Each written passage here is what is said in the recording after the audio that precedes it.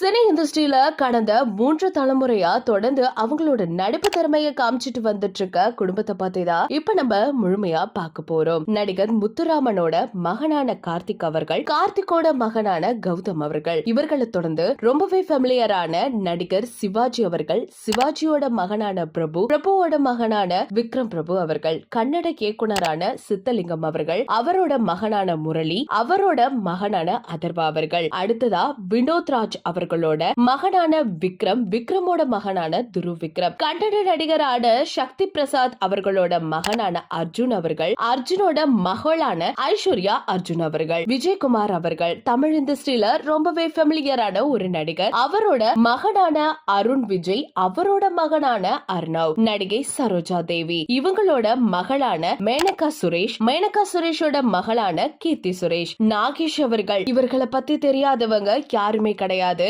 நாகேஷோட மகளான ஆனந்த் பாபு, ஆனந்த் பாபுவோட மகனான கஜேஷ், இவர்களை தொடர்ந்து ரவிச்சந்திரனோட மகனான ஹாமேஸ் வரதன், அது மட்டும் இல்லாம ரவிச்சந்திரனோட பேத்தியான தன்யா ரவிச்சந்திரன் இப்ப ரொம்ப ஃபெமிலியரா இருக்காங்க. இவங்களை தொடர்ந்து குமரி ருக்மிணி, நல்லாவே நமக்கு தெரிஞ்ச ரொம்பவே ஃபெமிலியரான ஒரு கை, இவங்களோட மகளான லக்ஷ்மி அவர்கள், இவங்களை தொடர்ந்து லக்ஷ்மியோட மகளான ஐஸ்வர்யா அவர்களும் நடிகர் தான். இதை தொடர்ந்து கமலா காமேஷ், இவங்களோட மகளான உமா ரியாஸ் கான், அவர்களை தொடர்ந்து இவங்களோட மகனான ஷாரிக் ஹாசன் அவர்களும் சில படங்கள் நடிச்சிருந்திருக்காங்க.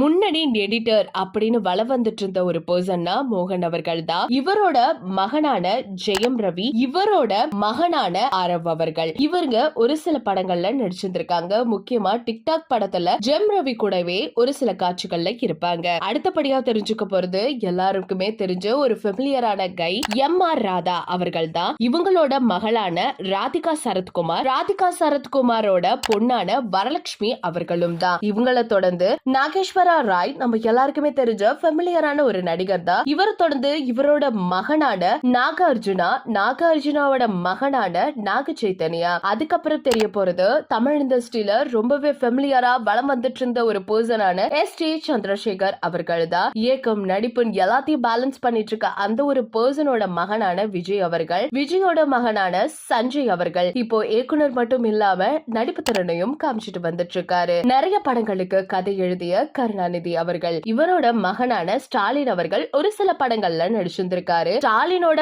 மகனான உதயநிதி ஸ்டாலின் இப்போ நிறைய படங்கள்ல நடிச்சு தனக்கான ஒரு இடத்தையும் பிடிச்சு வச்சிருந்திருக்காரு. இதற்கு அடுத்தபடியா யார நம்ம தெரிஞ்சுக்க போறோம் கேட்டா நடிகர் சிவகுமார் அவர்கள். இவரை தொடர்ந்து அவங்களோட குடும்பத்துல சூர்யா, கார்த்திக்னு இவங்க மகன்கள் மட்டும் வந்தது மட்டும் இல்லாம சூர்யாவோட மகள் திவ்யா அவர்களும் நடித்ததா சில தகவல்கள் வெளியானது. ஆனா எல்லாமே பொய்கள் தான். ஏன் எதனால சொல்றேன்னா, கார்த்தியோட சேர்ந்து சிங்கம் படத்துல ஒரு பொண்ணு நடிச்சிருந்திருப்பாங்க, ஒரு குட்டி பாப்பா. அந்த பாப்பா தான் சூர்யாவோட மகள் அப்படின்னு நிறைய புரளிகள் கிளம்பிடுச்சு. ஆனா அது கிடையாது, அந்த பொண்ணு வேற ஒரு குடும்பத்தை சேர்ந்த பொண்ணு அப்படின்னும் இப்போ தெளிவா சொல்லியிருக்காங்க. சோ இதெல்லாம் கேட்கும் பொழுது உங்களுக்கு எப்படி இருக்கு? ஒரு நடிப்பு திறனை வெளிக்கொண்டு வரணும் அப்படின்னா கண்டிப்பா குடும்ப பாணியில தான் வரும் அப்படிங்கிற எடுத்துக்காட்டு தான் இவங்க எல்லாருமே. இத பத்தி உங்களோட கருத்துக்கள் என்ன அப்படிங்கறத மறக்காம நம்ம கமெண்ட் செக்ஷன்ல ஷேர் பண்ணிக்கோங்க. இது போல பல அப்டேட்ஸ் உடனுக்குடனே தெரிஞ்சுக்கணும் அப்படின்னா நம்ம சேனலை சப்ஸ்கிரைப் பண்ணி வச்சுக்கோங்க.